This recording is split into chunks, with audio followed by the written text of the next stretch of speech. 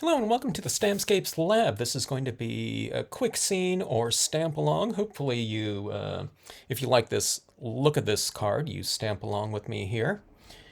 What we're doing was we're starting off with a 4 by 6 inch photo print, okay? And this is printed on photo paper. A lot of you have, just packs of blank 4 by 6 glossy photo paper from the days of printing out a lot of photos. I don't know if people are doing quite as much of that anymore, but I know a lot of people have this paper sitting around. So these clouds can be downloaded for free and printed off right off my Flickr account, flickr.com account in the Clouds for Photo Printing album. Or if you're on Facebook, there's albums up there with various backgrounds, including all of my photos. Okay, now this one happens to be kind of more of a neutral colored one. I'm using the gold reflective cardstock down here, also cut out to 4 by 6 inch to match this top portion. And for a card base, we have an 8 inch by 6 inch, just folded in half. I'm using black here, but you can use any color you want. If you're going with something fairly light, I recommend you just draw a line, a nice thick line, like with a Sharpie pen or something like that, or your alcohol black pen, and put a nice dark line in there so that when we mount in here, if there's a little bit of space in between photo and gold foil or metallic foil, if there's a white line in there, it won't show because it's black. It's just a little bit more obscured like that, okay? Now, again, you can go with like a silver down below for this mirrored portion if you want to, okay? All right, so anyways, we're gonna do this really simplified version of a card that I really love the look of right here, okay? This one was done with several different tones of alcohol inks in here. I'm going to really simplify it and go with, I don't know, a selection of maybe 3 colors at most. And just 2 colors of my acrylic paint pens. If you don't have these acrylic paint pens, these are the extra fine ones. You can just go with white, okay? And what you have is just your basic water-based dye ink, okay? If you have Memento or Stampin' Up or whatever, go with your black for the prints on your photo paper. And we're gonna go with the StazOn for our prints, our impressions on the foil, okay? We need something that's going to transfer, adhere, and dry on this type of cardstock. Something like a dye-based ink or a VersaFine Clear oil-based pigment ink, that's not going to dry on this type of paper. Okay, so let's get right into it. We're going to go with our cabin. The cabin that was used on this one is the daytime cabin right here. When you mount this up, one little clue is this line right here is a little bit at an angle because it's going off in perspective, so you don't want to line up the bottom with this like this, otherwise the cabin's going to be kind of angled down. So you have it a little bit up like that. I don't know if you can see that right there. See this right here? It's lower right here and higher up here, okay? I try to look at the line for my cabin kind of balcony area, porch area, and I line it up like that. And what we're going to do is when we stamp this out on our photo paper here, I'm going to be kind of missing this bottom portion right here, okay, right over here. And I'm going to try to stamp it off right across right there. There's leeway, you can go, you don't have to be, this isn't an exact type of thing right here, okay? You just want to get it stamped a little bit lower. See this right here? Where this is kind of like right on there, and this part right here is kind of hanging off by about, I don't know, 1/4 inch or so. All right? Now, if you get a little bit, right or left, it's not going to matter. I like to have a little bit of space over here for something else, additional trees or something like that. You can put birds up in the sky, but I really like this look of some kind of quote stamp right in there. I thought it looked really good.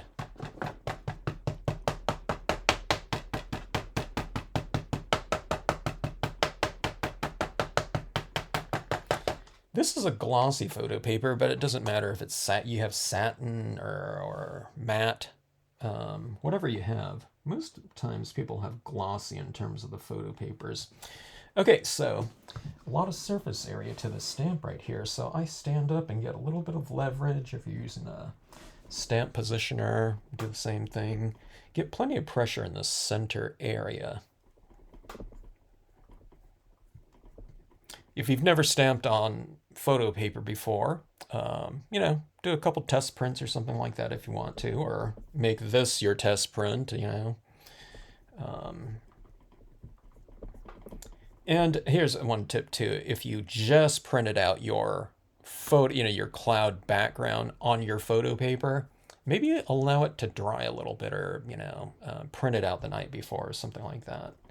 I don't know, you know, sometimes those moist, wet inkjet inks might take a little bit of time to set up. It might be dry on the surface, but maybe the interior is a little bit moist, so the emulsion on the photo paper might still be a little bit moist. So if you're stamping wet into moist, it might not give you the best impression. So keep that in mind, you know. So see, I'm holding this down, allowing my ink to kind of transfer onto this paper really well. Okay. All right. Now, let's just go with this. Again, I'm going to wipe off some of my dye-based inks, or the residual ink on here.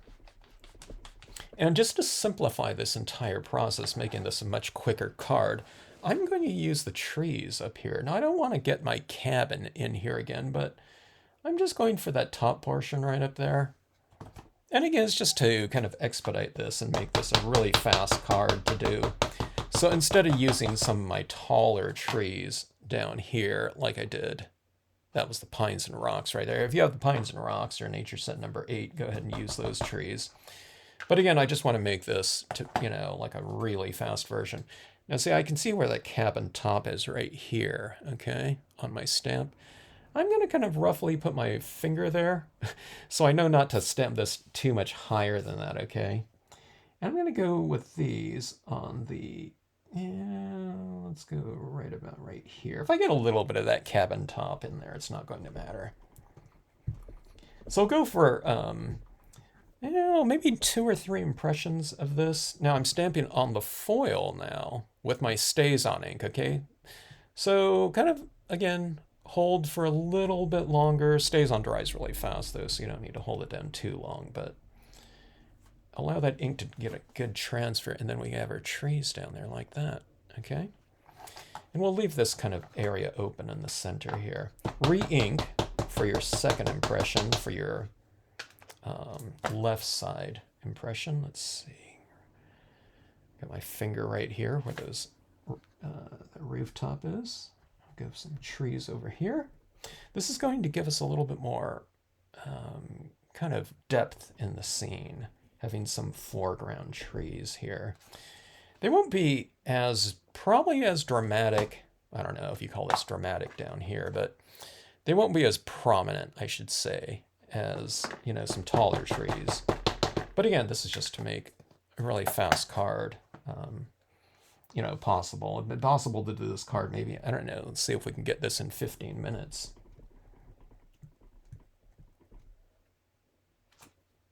All right, so see this right here? See how I've left a little bit of space open in here? But let's get our bearings here, okay? Here's our trees down below like that. And here's our top scene like that. Look at that. Isn't that fun? I can even stamp a little of these trees over here on this side too. But again, I think it looks pretty cool having this kind of open like that with that photograph like that. If this top portion was like a reddish sunset with, you know, transitions in there, it might be kind of interesting. You might not be able to see this in here as much though if it was really dark down here. But if it was like a warm tone, yellows to reds up here or something like that, I think that would be a cool photograph to stamp on. But there's your kind of your base for your reflection card. This part right down here is done. Okay, now let's get to the coloring portion of this. All right, now, like I said, I'm going to keep this a lot more simple than, you know, the multitude of tones that I use down here. I probably went with, I don't know, 10 colors in alcohol inks yesterday in the live stream, but we're going to make this one fast. Okay, now, depending on what ink you used, your black inks might be a little bit moist still. Now this paper is kind of designed to dry water-based media that's been applied to it pretty fast. So when you run it through an inkjet printer, you notice, when it comes out, your inks are going to be, your print is going to be a little bit moist for a little bit of time. But you know what I mean? It doesn't take like hours for it to dry. So we've used less ink on it in this case than, like, say, printing out a photograph, okay? But just keep that in mind. It's going to be, it probably will be a little bit moist.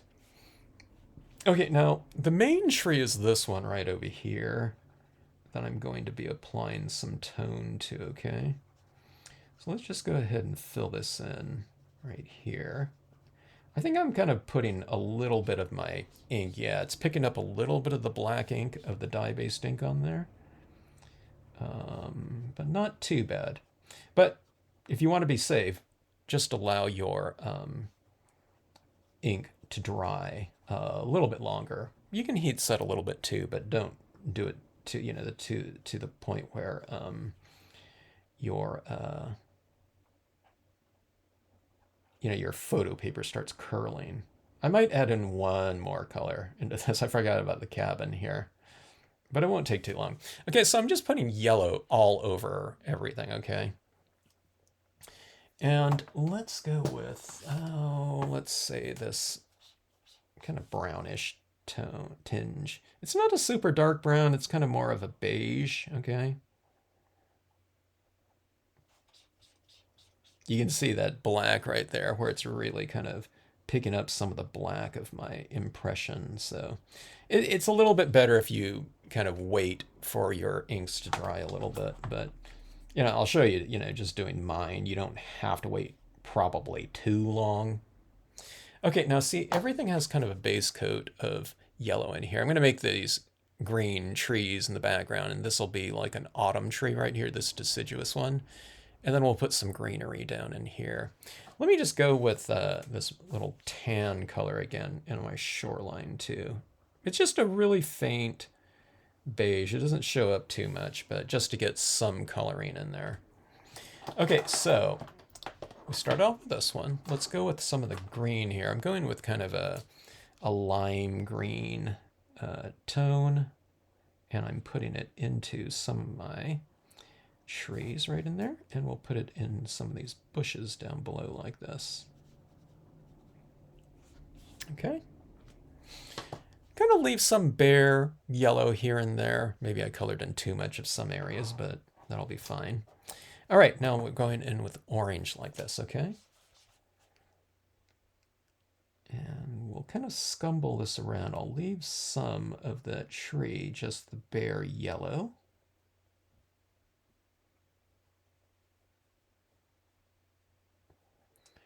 And I am going to bring some of this down here into this foliage down below. The bushes and ground cover often take on this color spirit of the, the fall colors in the trees. And there's a little bit of deciduous tree areas right back in here too. You can just leave those as evergreens though too. Okay, but here's what I'm going to do. After I go in with my orange like that, we went with yellow and then orange like that. But see how kind of rough that orange looks in there. So what you do is you go back with your yellow again.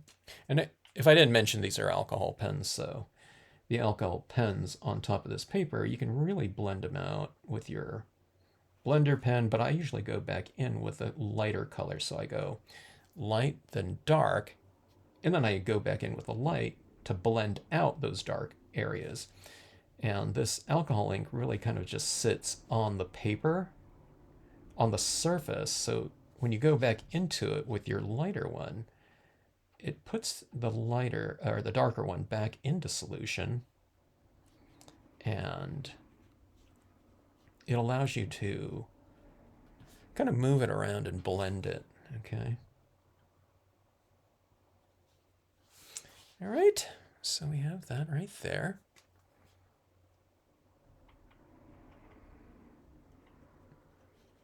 And lightening up some of these areas a little bit more. So I can kind of almost like remove some of the ink, or I can remove some of the ink. that's been applied. It's kind of blending it around a little bit too. All right, so we can see what this is looking like here. Our stays on impressions down here are now dry, but you can see that yellow like that.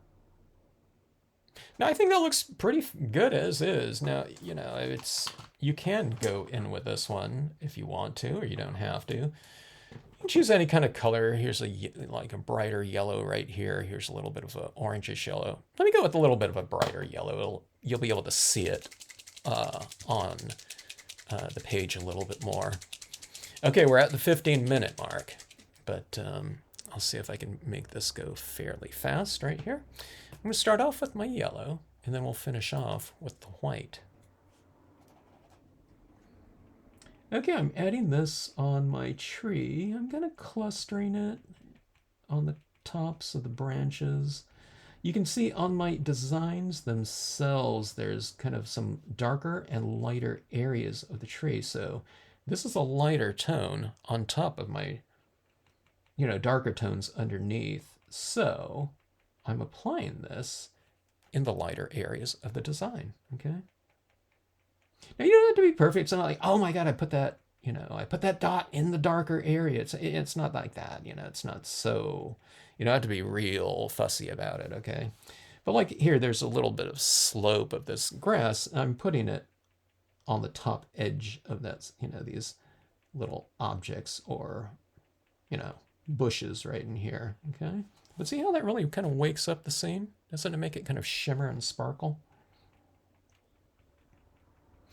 For me, if I have any kind of, you know, issue with doing this highlighting, it really kind of makes things stand out and kind of glisten and everything like that. You know, a lot of times I add probably too many dots, but, you know, because I'm having so much fun adding them.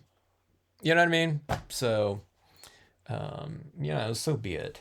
You know what I mean? If you're having some fun, go a little bit overboard, you know what I mean? And if you go overboard a little bit too, you know, if it's like, oh my God, I ruined it or something like that, just go back in because, you know, the dots are standing out too much. Go back in with your alcohol pen.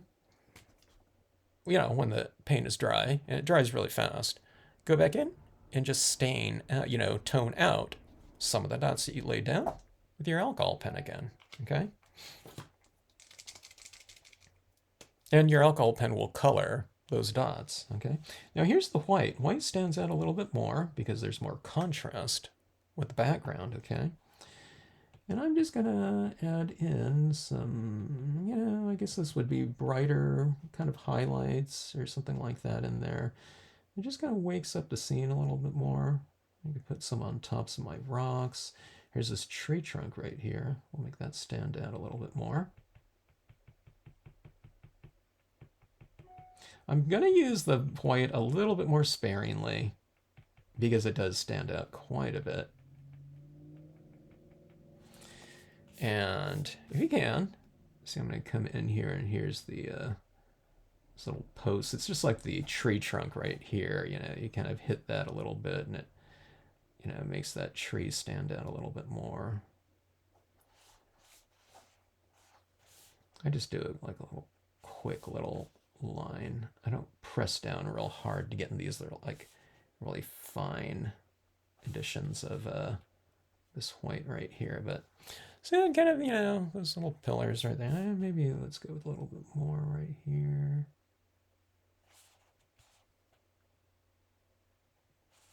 Something like that. Okay, all the little highlights right around in here. Kind of makes it look like, okay, there's this little deciduous tree right behind the cabin. Just kind of brightens things up a little bit, or kind of brightens things up a lot, doesn't it? All right, now here's a little fun thing you can do too. This area down here kind of represents, well, the little beach or something like that. I'm putting a few little yellow dots on some of these rocks down in here. But here's what's fun too you can do. See this where this goes under the water like that? I'm going to put some of these dots right in here, these yellow ones, okay? I'll make some of these a little bit larger.